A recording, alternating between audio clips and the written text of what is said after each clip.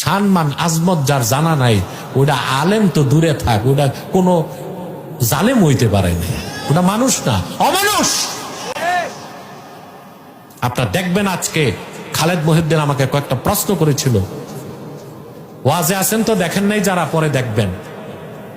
বলছে আপনি অমুক অমুক বক্তাকে কাফের বলছেন।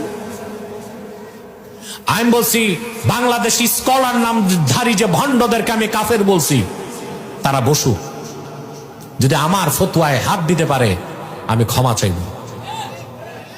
হাত তো কিয়ামত তক দিতে পারবে না, যদি দিতে না পারে তাদেরকে প্রকাশ্যে ক্ষমা চাইয়ে বাংলাদেশের মাঠে নামতে হবে।